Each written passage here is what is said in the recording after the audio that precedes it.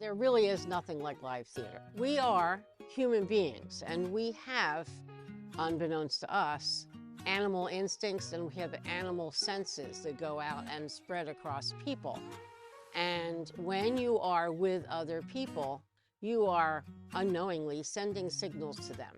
Live theater, you are also feeling the electric energy that goes between the audience and the performer. It will draw you in, make the hair stand up on your arm. It will make you cry. It will make you feel.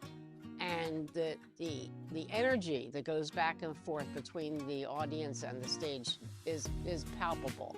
And no two shows are alike.